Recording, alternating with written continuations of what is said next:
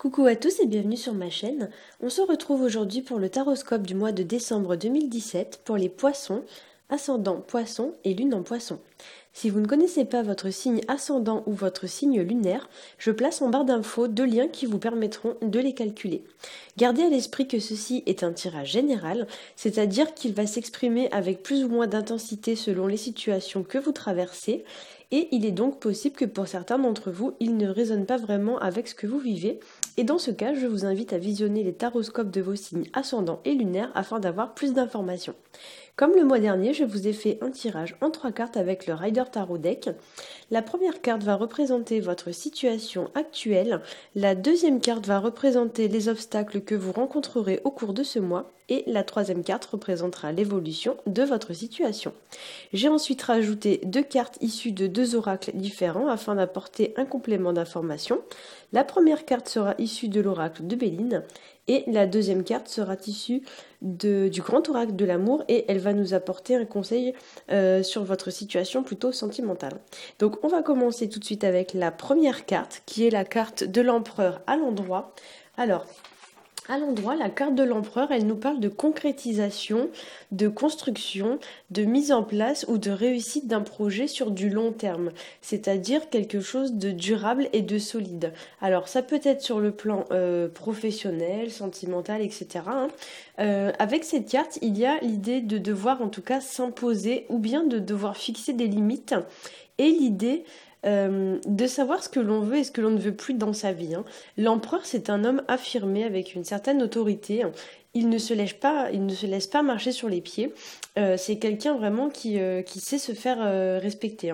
Sur le plan professionnel, la carte pourrait représenter par exemple le fait de se mettre à son compte, c'est-à-dire on se met à son compte, on devient entrepreneur, ou du moins peut-être d'avoir le projet de le faire. Voilà, puisque c'est un tirage général. Ça pourrait représenter aussi le fait de prendre davantage de responsabilités au sein de son emploi. La carte représente aussi le fait peut-être de recevoir une promotion, une prime, une distinction quelconque, car l'empereur c'est un homme quand même qui réussit en affaires. Il a un certain niveau de vie, il est plutôt à l'aise financièrement parlant. L'empereur c'est aussi une carte d'action, donc ici peu importe le domaine, on vous encourage peut-être à vous lancer. C'est-à-dire que par exemple peut-être vous avez un projet en tête et avec cette carte on va vous dire de foncer, de ne pas vous décourager et de donner enfin à votre vie le sens que vous voulez qu'elle prenne. L'empereur c'est ça, l'empereur ça représente un petit peu le fait de diriger sa vie, de reprendre le contrôle de sa vie sans tenir compte de ce que diront les autres. Avec cette carte l'idée c'est que c'est vous qui tenez les rênes et on vous dit ici que vous devez vraiment faire votre vie comme bon vous semble et ne laisser personne vous dicter votre conduite. Enfin, pour certains d'entre vous, la carte de l'empereur pourrait représenter d'une certaine façon l'autorité parentale, puisque l'empereur en général c'est le papa. Donc ici peut-être qu'on vous dit de vous affirmer davantage vis-à-vis de vos enfants, ou du moins de retrouver une certaine autorité vis-à-vis d'eux. D'autant qu'en deuxième carte, j'ai la carte du magicien qui est tombée à l'envers, carte qu'on appelle aussi dans le tarot de Marseille le battleur, et qui va, elle, venir nous parler de fourberie, de coups faits en douce. Et comme ici, la carte est placée dans la position des obstacles et que la carte du magicien est souvent rattachée à l'enfant ou alors au comportement enfantin, voire immature, avec la carte de l'empereur, ici, on pourrait vous indiquer que vous allez, on va dire, en voir de toutes les couleurs avec vos enfants. Il y a l'idée qu'ils ne sont peut-être pas forcément très gentils avec vous, ils sont peut-être un peu filous et vous allez devoir vous montrer un peu plus ferme ce mois-ci. Sur le plan professionnel, la carte du battleur magicien, peut-être que ça pourrait représenter également un travailleur ou alors un collègue de travail qui se comporterait avec vous d'une manière un petit peu, on va dire, vicieuse ou alors de manière un peu immature. Avec cette carte, il y a l'idée un peu soit de tricher, donc de faire des choses qui sont pas très cool, ou alors de faire preuve, par exemple, de flegmatisme, de flegme, l'idée d'être un petit peu paresseux, et du coup, vous allez devoir recadrer un peu le truc. Alors soit c'est vous qui êtes représenté sous cette carte, soit ça peut être donc quelqu'un de votre entourage, un collègue, quelqu'un comme ça, hein. Voilà, soit c'est vous qui êtes un petit peu flemmard ces derniers temps et là on va vous dire de vous reprendre un peu en main, ou soit vous allez devoir recadrer les choses avec une autre personne, hein. Voilà. Pour certains d'entre vous aussi, cette carte pourrait représenter notamment le début de quelque chose, la création de quelque chose, par exemple un projet quelconque que vous auriez en tête. Ça pourrait aussi représenter une naissance, donc la naissance d'un projet, ou alors une naissance dans le sens où la naissance d'un enfant, hein, voilà. Mais comme la carte est tombée à l'envers, soit ça va pas se passer comme prévu, ou soit il va y avoir par exemple des retards, des contretemps, ou alors il y a quelqu'un qui va venir, on va dire, vous mettre des bâtons dans les roues, hein. Voilà, il y a ce genre de choses à prévoir, hein. Il y a l'idée peut-être qu'il y a des gens un petit peu sournois, voilà, qui vont venir retarder le projet, ou alors il y a des gens qui vont se comporter comme des enfants de façon un peu immature, hein. Il y a des gens qui vont peut-être voilà venir vous chercher un peu des noises, hein. Le battleur ici, c'est une carte qui peut représenter dans certains cas l'action et la volonté. Alors comme la carte est à l'envers, peut-être qu'on vous dit aussi de rester motivé, peut-être que vous n'avez pas assez de volonté, etc. Ou alors peut-être qu'on vous dit aussi de réfléchir avant d'agir et de ne pas vous lancer bêtement, donc de ne pas vous lancer de façon immature. D'autant que dans le tarot de Marseille et dans le Rider aussi, hein, le battleur c'est considéré un peu comme l'apprenti. Donc pour certains ici, il y a l'idée peut-être que vous devez étudier quelque chose sous toutes les coutures afin de ne pas vous faire avoir. Il y a l'idée vraiment d'étudier quelque chose de façon très minutieuse, hein. Le battleur représente aussi très souvent l'artisanat et le monde du travail, notamment le travail manuel. Donc comme la carte est placée en obstacle ici, pour certains, on vous dit peut-être aussi de vous méfier. Je prends un exemple, si vous avez engagé par exemple un artisan pour faire quelques travaux chez vous, je sais pas moi, un plombier ou quelque chose comme ça, peut-être qu'on vous dit ici attention de ne pas vous faire avoir, hein. Voilà. Enfin, le battleur, parfois, il est rattaché aussi au métier de la restauration, au métier de la table, et dans certains cas, au plaisir aussi de la table. Donc ici, on vous dit peut-être de faire attention aux excès de table ou aux excès de boissons, hein, qui sont malheureusement de saison en cette période de fin d'année, hein. Voilà. En troisième carte, j'ai la carte de l'impératrice à l'endroit, qui, elle, va représenter, on va dire, la femme avec un grand F, ou du moins ce genre d'énergie, hein. Donc l'impératrice, ça va être la mère par excellence.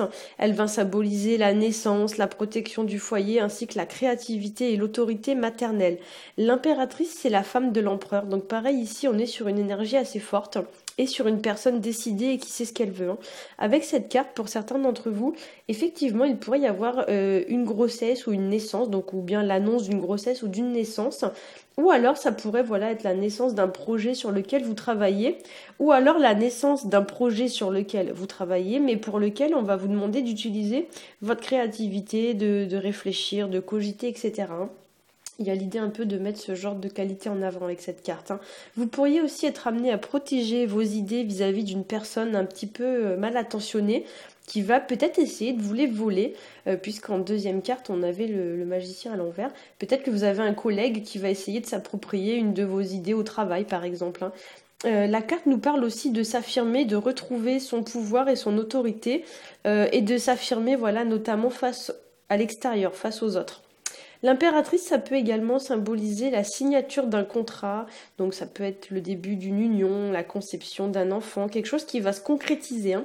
Un projet pour lequel vous devez mettre en avant aussi peut-être votre créativité, votre côté féminin, c'est-à-dire réflexion, douceur, dialogue, etc., hein. Au niveau de la carte issue de l'oracle de Béline, j'ai tiré pour vous la carte 14 qui s'appelle Découverte. Alors je vais vous la montrer. Hop, voilà.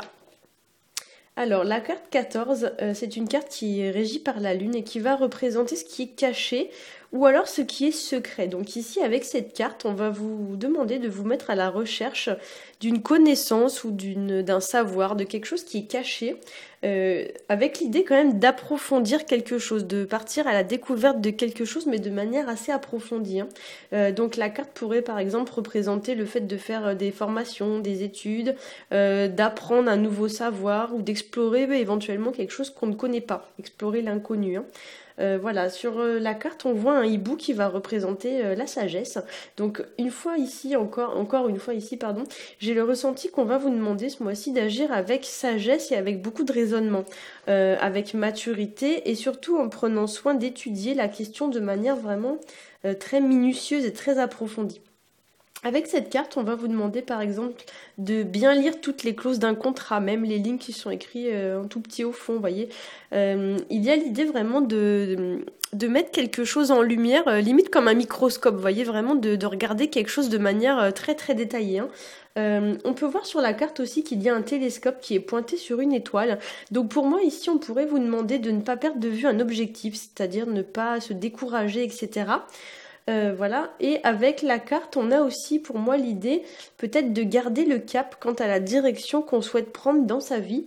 Et on vous dit ici que vous êtes sur la bonne voie, mais il y a encore des choses à mettre en lumière, ou du moins des choses sur lesquelles vous devez encore travailler, hein.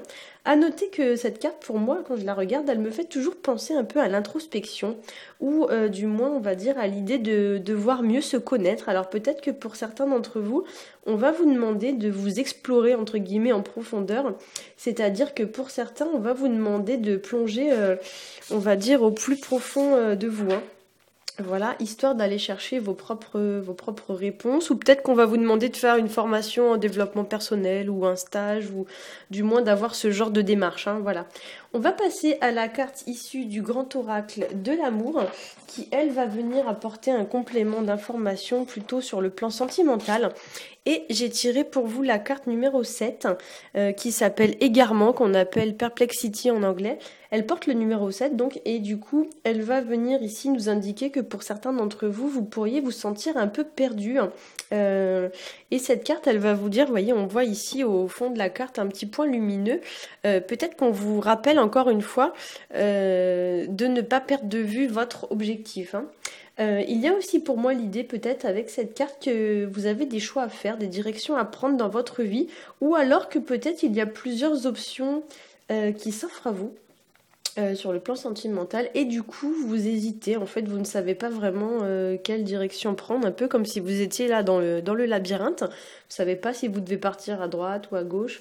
Voilà, vous vous sentez un peu perdu, un peu déstabilisé aussi peut-être face à des événements ou face à une personne, hein.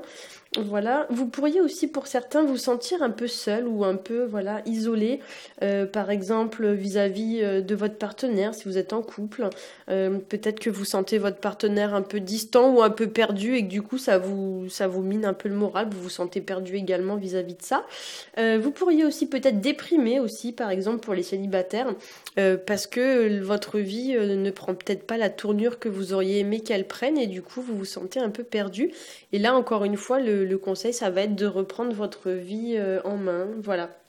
Peut-être aussi que voilà, vous vous rendez compte qu'il vous manque quelqu'un pour être tout à fait heureux.